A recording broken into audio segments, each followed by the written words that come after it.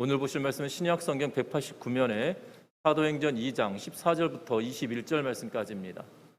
사도행전 2장 14절부터 21절 말씀까지 신약성경 189면에 있습니다. 제가 가지고 있는 성경은 신약성경 189면에 사도행전 2장 14절부터 21절 말씀까지를 제가 한 절 읽고 여러분들은 한 절 읽고 교독하며 읽도록 하겠습니다.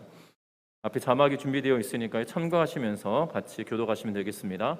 베드로가 11 사도와 함께 서서 소리를 높여 이르되 유대인들과 예루살렘에 사는 모든 사람들아, 이 일을 너희로 알게 할 것이니 내 말에 귀를 기울이라.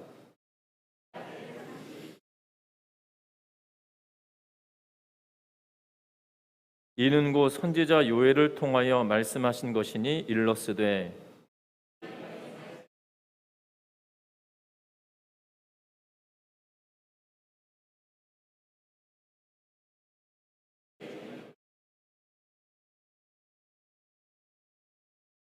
그때에 내가 내 영을 내 남종과 여종들에게 부어주리니 그들이 예언할 것이요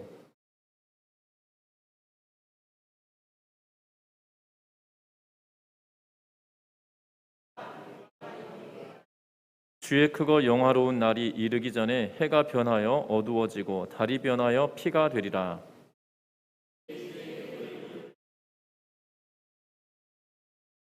아멘. 우리 서로 인사 나누고 말씀 나누겠습니다. 사랑하고 축복합니다.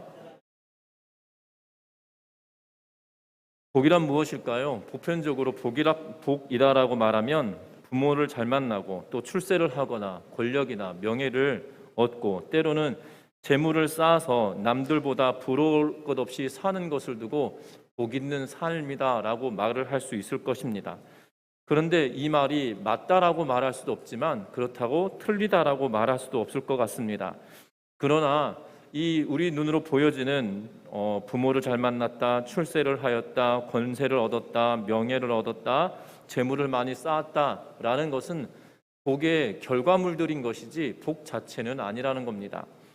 특별히 복된 삶이다라고 이야기할 때 복이 되는 그 근원 자체를 우리가 소유하지 않으면 아무것도 아니라는 사실이죠.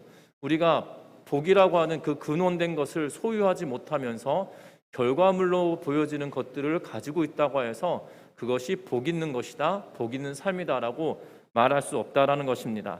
오래전에 멕시코의 어느 마을에 병이 걸려 있는 어머니가 계셨습니다. 그리고 그 어머니를 간병하고 있는 착한 소녀가 있었습니다. 소녀는 어머니의 회복을 위해서 날마다 기도를 하고 또한 돈이 없었기 때문에 약초를 직접 구하기 위하여 산으로 올라야만 했습니다. 어느 날 소녀는 절벽 사이에 돋아나 있는 약초를 캐기 위하여 이 애를 쓰다가 그 절벽에서 떨어지고 말았습니다.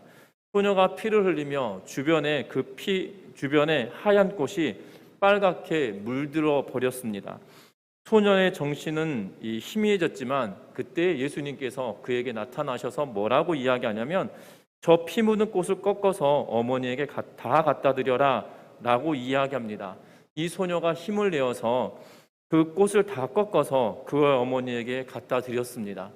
그런데 놀랍게도 그 어머니가 그 꽃을 보고 나서부터는 병석에서 일어나서 건강을 되찾게 되었다라고 이야기합니다. 그러면서 이 꽃을 축복의 꽃이다라고 이야기를 하고 그 꽃의 이름을 포인세티아라고 하면서 이 꽃말의 전설이 거기에 붙여지게 되거든요. 사실 이 포인세티아는 꽃이 빨갛지는 않습니다. 그냥 이파리가 빨간 뿐이죠. 여러분들 성탄절 시즌이면 초록색 이파리에 빨간 잎사귀가 있는 그 포인세티아를 종종 보시게 될 겁니다. 그것에 대한 이 예화, 이 전설이 묻어 있는 그러한 내용인데요. 중요한 것은 꽃의 문제가 아니라 이 아이의 소녀의 희생과 헌신이 그로 하여금 복된 삶을 만들었다라는 것에 이 내용의 이 전설의 이 주제가 되지 않겠나 싶은 생각이 들어집니다. 분명한 것은 우리도 마찬가지입니다. 복의 근원을 우리가 소유했느냐, 소유하지 못했느냐에 따라 그 결과물이 어떻게 나와 있다 할지라도 분명한 것은 그 복 자체를 소유하고 있느냐 있지 않느냐에 따라 우리의 삶은 달라지게 될 거란 사실입니다. 오늘 성경은 우리에게 말합니다. 성경 자체는 약속을 하시고 그 약속이 어떻게 이루어졌는지를 보여주는 것이 성경의 말씀이고 우리의 신앙생활입니다.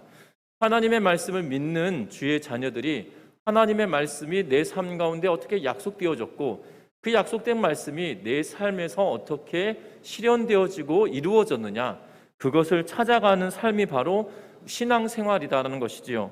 우리가 신앙생활은 하나님께서 이 복을 주셔서 어려운게 살았던 사람이 부자가 되었다, 이 질병을 가지고 있던 사람이 병고침을 받았다, 또 죽었던 사람이 살아났다, 이런 것이 신앙생활이 아니고요. 신앙생활이, 진짜 신앙생활은 하나님의 말씀을 따르는 삶이거든요.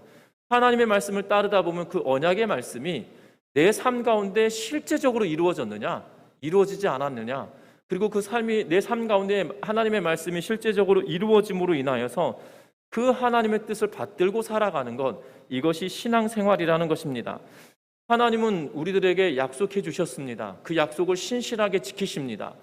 하나님은 우리들에게, 죄 많은 우리들에게 독생하신 예수 그리스도를 보내시겠다고 약속해 주셨습니다.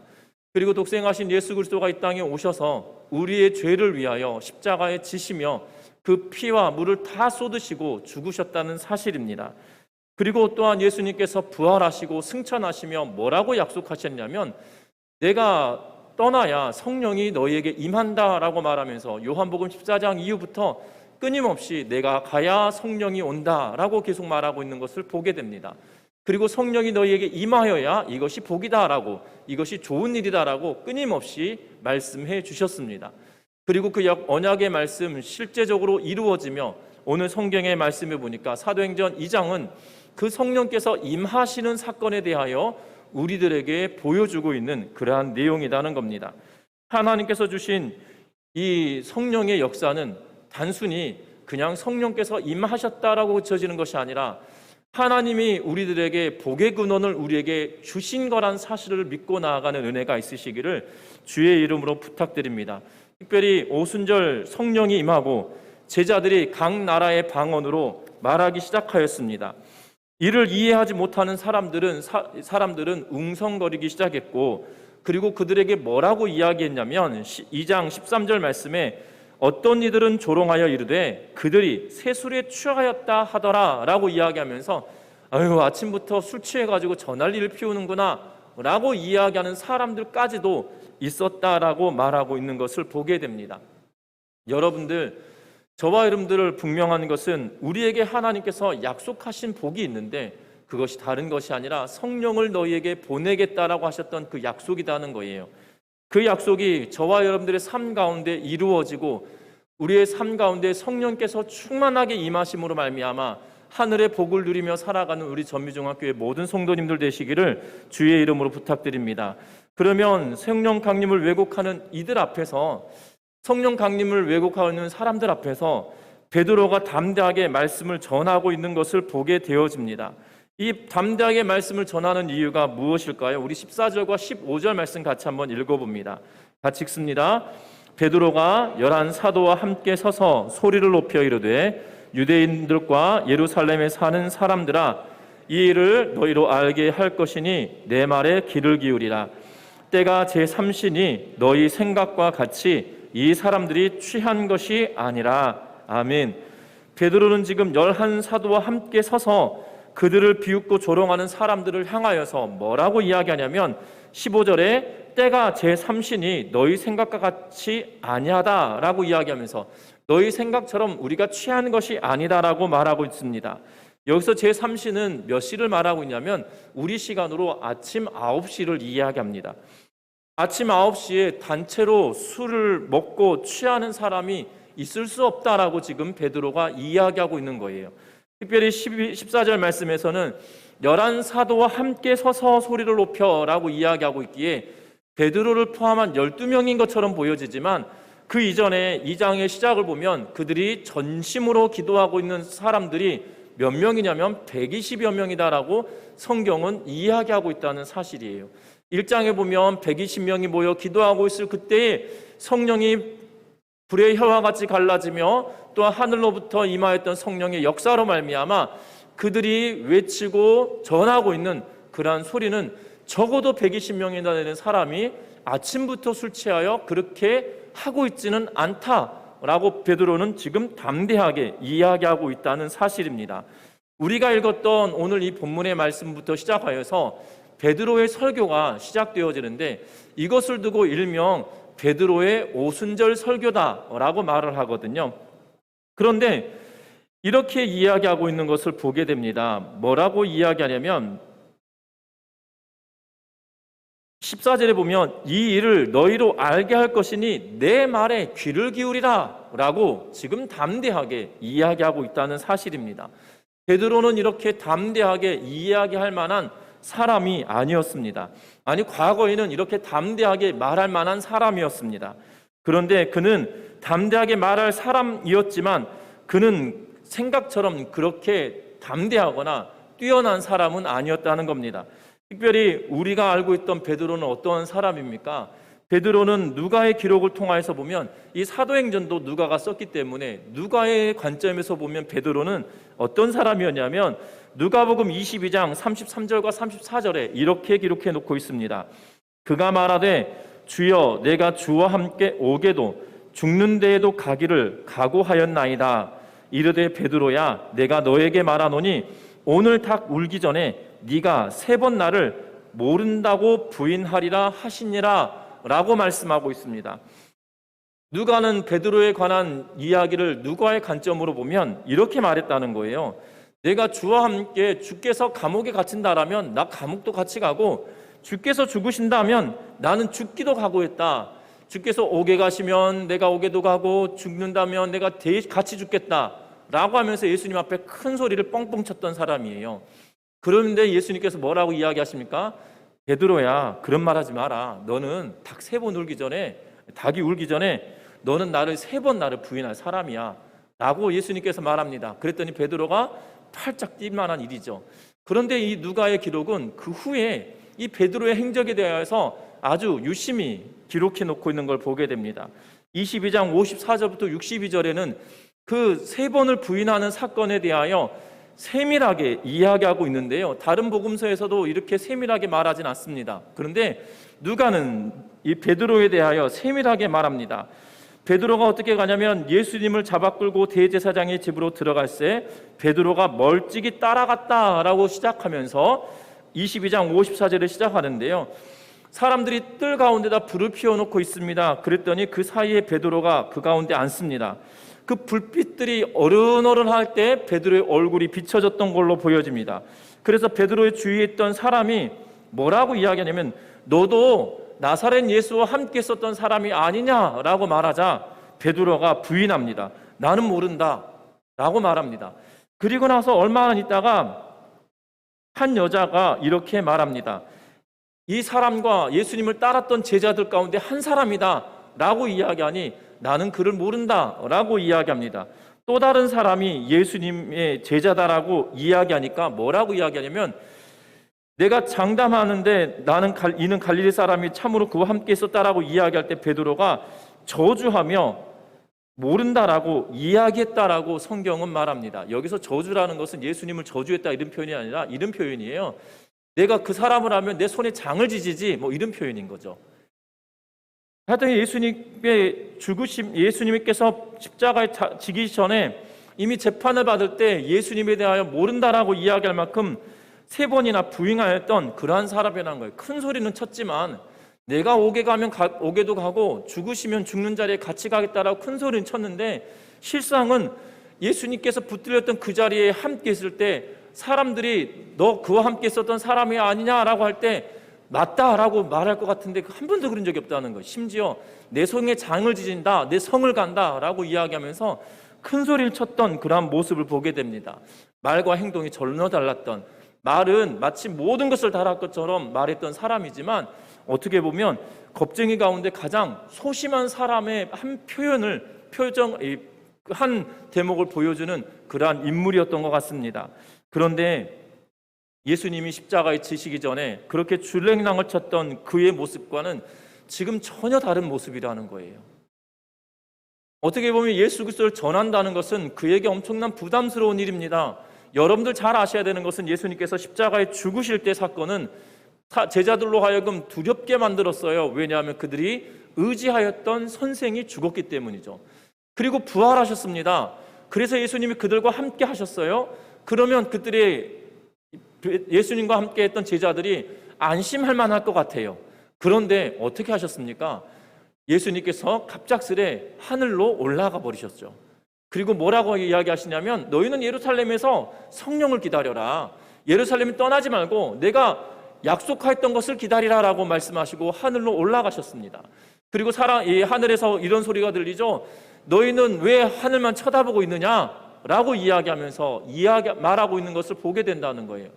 여러분들 잘 보십시오. 베드로는 예수님과 함께 있을 때는 당당한 사람인 것처럼 보여졌지만 예수님과 함께 있지 않을 때는 연약한 사람들 가운데 하나였어요. 그런데 오늘 성경의 말씀을 통해 보면 베드로가 예수님과 함께 있나요? 아니라는 거죠. 예수님은 이미 승천하시고 제자들만 남아 있다는 거예요. 그러면 이 패턴으로 보면 베드로는 어떻게 말해야 되냐면 이렇게 담대하게 말할 사람은 아니라는 거예요. 죽음의 숨어 들어갈 만한 사람이라는 거죠. 그런데 그가 이렇게 대조적으로 강력하게 말하면서 이야기하고 있어요. 뭐라고 이야기합니까? 모든 사람들아 이 일을 너희로 알게 할 것이다. 내 말에 귀를 기울이라 라고 하면서 외치며 말하고 있다는 사실입니다. 그러면서 지금 오전 9시인데 이 많은 사람들이 한꺼번에 술 취해서 이렇게 뛰어나왔겠느냐라고 이야기하면서 그것이 아니다. 우리가 이렇게 하는 이유가 반드시 있다. 분명한 이유가 있다라고 말하고 있다는 사실입니다. 왜 이렇게 바뀌었을까요? 왜 이렇게 변했을까요? 지금 베드로가 성령을 받았기 때문이다라고 말한다면 그것은 일부분일 것입니다. 분명한 사실은 그 이유를 요한복음 21장에 우리들에게 너무나도 잘 설명해 주고 있어요. 여러분들 기억하십니까? 예수님을 세 번이나 부인하고 난 이후에 어떻게 보면 예수님께서 그렇게 말씀하셨음에도 불구하고 노발대발하였던 그의 모습 때문에 창피했을 것 같아요. 예수님께서 마지막 만찬을 하시면서 내가 오게도 가고 같이 죽겠다라고 큰 소리 칠 때 예수님 너 다 굴기 전에 3번 부인할 거야. 그런 말 하지 마시라고 그랬던 그가 부인했잖아요. 그리고 부활하신 예수님을 만났습니다. 얼마나 민망하고 얼마나 창피한 일이었겠어요. 어떻게 보면 시리에 빠져 있고 예수님을 볼 면목이 없을 것 같습니다. 그랬던 그에게 예수님께서 뭐라고 말씀하십니까? 바요나 시몬아 네가 나를 사랑하느냐? 라고 몇 번을 물으시나요? 3번을 물으시죠. 그때 베드로가 뭐라고 이야기합니까? 예수님 당신은 내가 당신을 사랑하는지 당신이 알지 않습니까? 라고 고백하죠.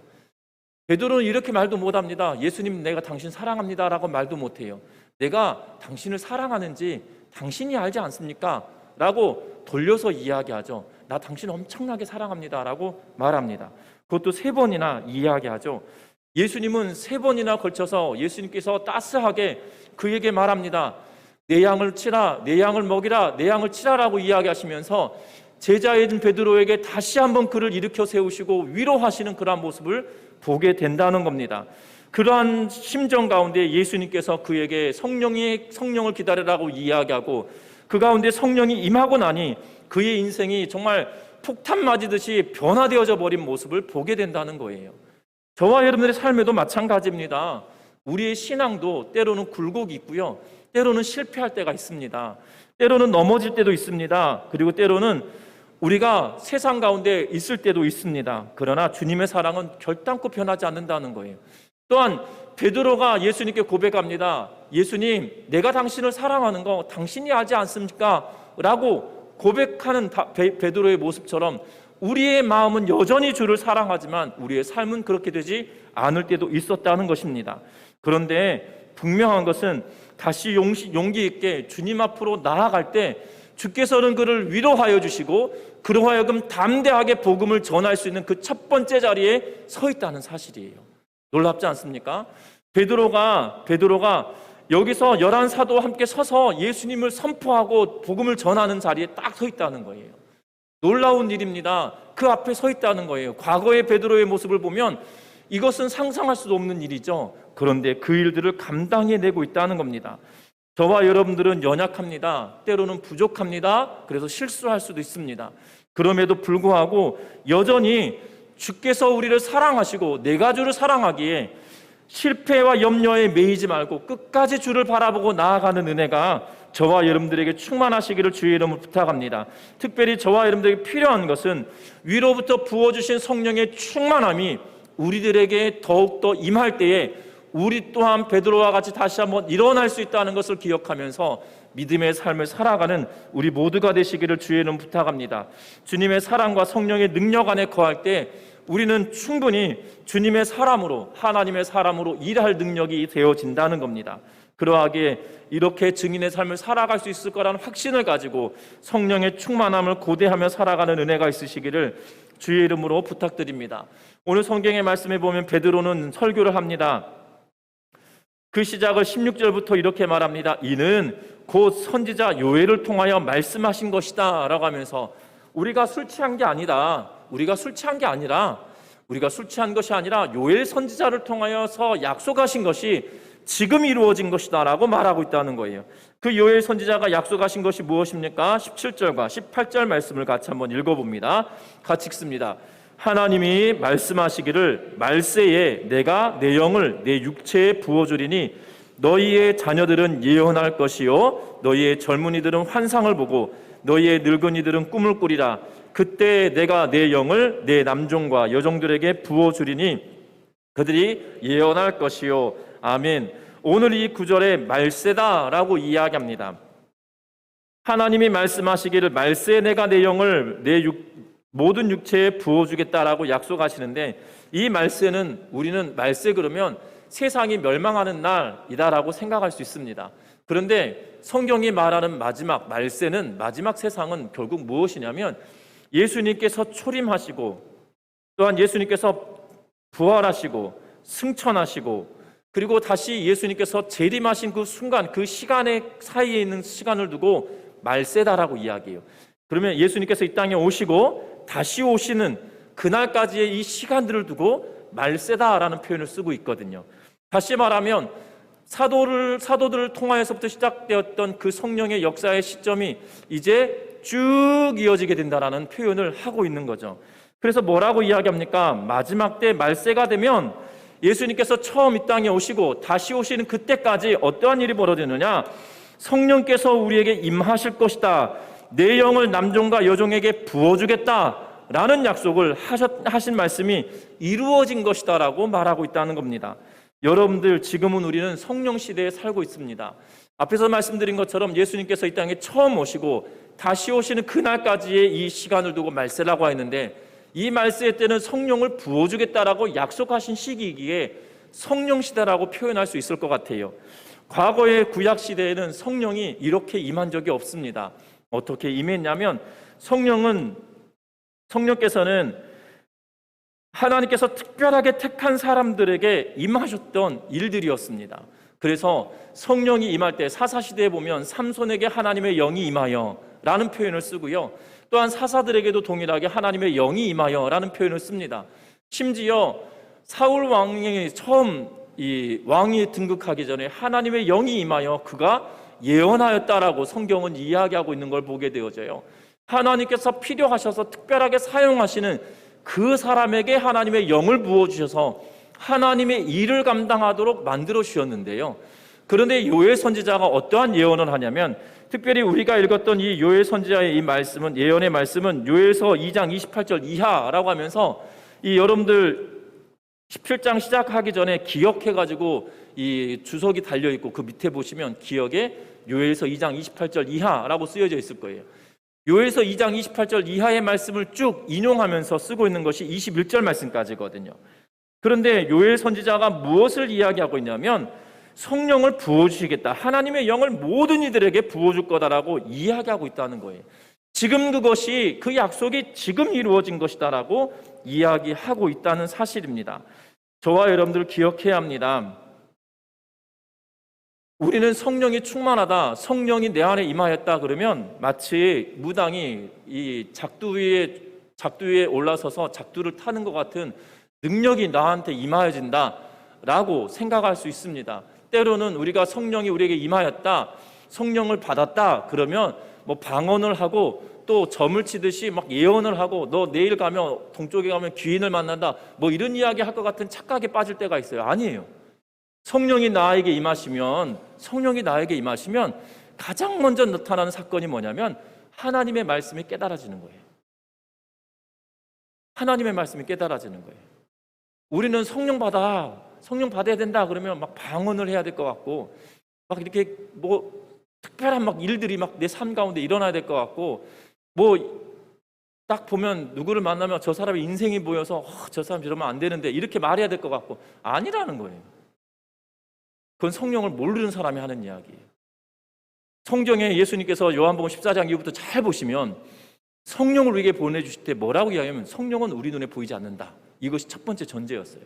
그리고 성령께서 내가 한 모든 말을 깨닫게 하겠다라는 것이었어요. 저와 여러분들이 기억할 것은 성령이 우리에게 임하시면 성령의 역사의 가장 첫 번째 나타나는 현상이 하나님의 말씀이 믿어지기 시작하는 거예요. 저와 여러분들 이 성령의 충만함이 저와 여러분들 삶 가운데 날마다 일어나시기를 주의 이름 부탁합니다. 저와 여러분들 기억할 것은 성령을 받았다고 해서 여기 성경에 보니까 17절에 이렇게 이야기합니다. 내 영을 모든 육체에 부어주리니 너희 자녀들은 예언할 것이요 너희 젊은이는 환상을 보고 너희 늙은이는 꿈을 꾸리라 라고 하시고, 그리고 18절에 보니까 내 영을 내 남종과 여종에게 부어주리니 그들이 예언할 것이요 라는 이 말씀 때문에 우리가 성령을 받으면 뭐 다른 사람 된 것처럼 귀신이 씌어서 뭐 다른 사람처럼 행하는 것처럼 생각할 수 있는데 그것이 아니라는 거예요. 성령을 너에게 부어주시는데 그 부어주시는 역사는 결국 하나님의 말씀이 믿어짐으로 말미암아 하나님의 말씀을 전하고 증거하는 데 사용되어질 것을 대하여 말하고 있다는 거예요. 여기서 환상을 보고 꿈을 꾸게 되리라 그리고 예언을 할 것이다 라는 이 말은 결국 하나님께서 그들을 통하여서 충만하게 하나님의 영이 임하시면 그들을 통하여 하나님의 살아계심이 증거되어지고 그들을 통하여서 하나님의 일과 하나님의 뜻이 선포되어지고 이것을 통하여서 하나님의 일하심을 보이게 하시기 위하여서 그들을 사용하신다는 거예요. 저와 여러분 전미중학교 성도 여러분들, 하나님의 성령을 임하실 것을 고대하고 살아가는 은혜가 있으시길 바라요. 그리고 성령의 충만한 은혜를 경험하시길 바라요. 왜냐하면 지금이 성령의 시대이기 때문이에요. 그렇지 않겠습니까? 여러분들 가끔 가다가 한 번씩 이런 이야기들 한번 듣지 않으십니까? 이 어떤 섬에 희한한 사람들이 발견됐는데 그 사람들을 알고 봤더니 2차 세계대전이 아직 안 끝났다고 생각하는 사람들이 있었다. 뭐 이런 이야기 들은 적 있으시지요? 한 번도 없으시나요? 독특하게도 전쟁이 끝난 지 뭐 수십 년이 지났는데도 여전히 전쟁이 안 끝나서 뭐 일본 군대의 복장을 입고 뭐 천황폐하 만세 뭐 이렇게 하는 사람들이 있었다라는 기사들을 한 번씩 볼 때가 있습니다. 여러분들 그 사람들 보면 어떤 생각이 드시나요? 어떤 생각이 드시나요? 그런 분들 보면 세상을 몰라도 너무 모른다. 세상이 바뀌어도 한참 바뀌었는데 그것은 어떤 의미예요? 동시대를 살아가면서도 그 혜택을 못 본 사람들인 거죠. 동시대를 살고 있으면서도 그 혜택을 못 본 사람들을 이야기할 때 그런 표현을 씁니다. 여러분들 마찬가지예요. 우리가 신앙생활 합니다. 예수 믿습니다. 교회도 다닙니다. 내가 하나님을 사랑합니다. 고백해요. 그런데 동일하게 이것이 성령 시대라고 표현을 쓰거든요. 예수님께서 우리에게 성령을 부어주시겠다 약속하신 그 성령의 시대를 살고 있는데 그 성령의 은혜를 경험하지 못한다라면 시대의 동시대적인 은혜를 누리지 못하는 사람과 다를 게 없다는 거예요. 여러분들 그러하기에 성령을 사모하며 성령의 충만함을 경험하는 우리 전미중학교의 모든 성도님들 되시기를 주의 이름으로 부탁합니다. 또한 오늘 성경의 말씀에 이렇게 이야기합니다. 21절 말씀 같이 한번 읽어보겠습니다. 같이 읽습니다. 21절입니다. 누구든지 주의 이름을 부르는 자는 구원을 받으리라. 아멘. 여러분들 베드로가 이 요엘서의 말씀을 인용하면서 그 끝자락이 어디까지 인용하고 있냐면 누구든지 주의 이름을 부르는 자는 구원을 받으리라 라는 말씀으로 이야기하고 있다는 거예요. 결국 영을 부어주시고 이러한 일들이 이루어질 것이다 라고 계속 이야기합니다. 19절에 보면 두렵게까지 생각이 들 만큼 말합니다. 또 내가 위로 하늘에서는 기사를 아래로 땅에서는 징조를 베푼다. 하늘에서는 기사가 보이고요, 땅에서는 징조가 나타난대요. 그리고 피와 불과 연기가 나타난대요. 마치 전쟁 터진 것처럼 보여지는 그런 상황인 것처럼 생각이 들만 합니다. 20절에 보면 주의 크고 영화로우신 날이 이르기 전에 해가 변하여 어두워지고 달이 변하여 피가 되리라 라고 이야기하고 있어요. 하나님의 영이 임하고 나서 성령의 시대가 되어지거나 끝자락에 이러한 일들이 벌어질 거라는 거예요. 그리고 예수님께서 다시 오실 거라는 거예요. 그런데 그 사이에 어떤 일이 벌어지냐면 누구든지 주의 이름을 부르는 자는 구원을 받는다라고 말씀하고 있다는 사실이에요. 저와 여러분들 기억할 것은 성령이 임하시고 나면 결국 그 성령을 통하여 되어지고 해야 될 일은 바로 누구든지 주의 이름을 부르며 구원받게 하기 위하여 우리의 삶을 드리며 나아가야 된다는 거예요. 성령 받았다라고 그냥 거기서 끝나는 것이 아니라는 거예요. 내가 성령에 충만했다, 거기서 끝나는 삶이 아니라는 거예요. 내가 성령을 받았다, 성령의 은혜가 충만했다 라면 성령께서 주신 은사로 말미암아, 성령께서 부어주신 충만함으로 말미암아 그 뒷이야기는 바로 예수 그리스도의 살아계심을 전하고 하나님의 능력을 선포하며 주께로 돌아올 수 있도록 예수 그리스도의 이름을 전하는 삶이 우리에게 필요하다라고 말하고 있다는 사실을 주목하는 은혜가 있으시기를 주의 이름 부탁드립니다. 지금 이 사건을 두고 지금 해석하고 있는 거예요. 성령이 강림하셔서 지금 120명이나 되는 사람들이 쏟아져 나와가지고 각 지역의 방언으로 막 이야기를 하는 거죠. 예수가 어떤 분이신지 이야기를 합니다. 그랬더니 어떤 사람들이 저 사람들이 갈릴리 사람들인 것 같은데 어떻게 내가 태어났던 곳에 말을 할 수 있지? 라고 이야기를 하고 있어요. 그리고 다른 사람들은 그 언어를 들을 때마다 저 사람 술 취해가지고 이상한 말 하고 있어 라고 느끼면서 새술에 취했다라고 지금 비방하는 사람들도 생겨났다는 거예요. 120명의 사람들이 쏟아져 나와서 이러한 상황이 벌어졌는데 이 상황을 해석하면서 베드로가 뭐라고 이야기하냐면 아니다, 구약에 예언한 말씀이 지금 이루어지고 있는 거다. 그리고 그 이루어짐이 바로 성령을 부어주셔서 예언하게 될 것이다 라고 이야기해서 그들이 지금 말하고 있는 거다. 여러분들 예언할 것이다 라고 했던 이 말이 지금 제자들이 하고 있는 이 말이 무엇입니까? 하나님의 큰 일을 말하고 있다는 거예요. 하나님의 큰 일은 결국 예수 그리스도시거든요. 예수 그리스도께서 왜 우리에게 오셨고 왜 죽으셨고 부활하셔서 우리에게 어떠한 분이신지 지금 선포하는 일이거든요. 결국 그 예언이 지금 여기서 요엘이 말하고 있는 예언이 바로 하나님의 계획이고 하나님의 일이었다는 거죠. 저와 여러분들 삶 가운데도 결국 내가 성령을 사모하고 성령의 충만한 은혜를 바란다라면 다른 이유가 아니에요. 내 안에 역사하신 예수 그리스도가 내 삶 가운데 어떠한 영향을 주었고 그 예수 그리스도가 내 삶에 어떠한 분이신지, 내 삶의 전체적으로 그 삶에 어떠한 위치를 차지하고 있고 그 예수 그리스도를 전하며 살아내는 우리 전미중학교의 모든 성도님들 되시기를 주의 이름을 부탁드립니다. 말씀을 맺으려고 합니다. 결국 베드로가 이 용감하게 나서서 말합니다. 그가 그럴 만한 그런 능력을 가진 사람이 아니었다는 거예요. 그러나 주께서 위로하여 주시고 성령을 부어주심으로 그가 변화된 모습을 보게 됐다는 거죠. 우리도 마찬가지라는 겁니다. 때로는 넘어지고 쓰러지고 실패하고 좌절될 때도 있지만 믿음에 살아갈 때 그렇게 좌절된 모습이 있지만 여전히 주께서 우리를 사랑하시고 우리를 품으시고 위로하여 주시는 분이시라는 거예요. 그리고 그냥 두지 않으시고 우리에게 성령을 부어주신다라고 약속하셨기에 저와 여러분들이 연약하고 쓰러질 만한 존재라 할지라도 주의 성령을 사모하며 간구하며 나아갈 때 우리에게 부어주신다는 사실입니다.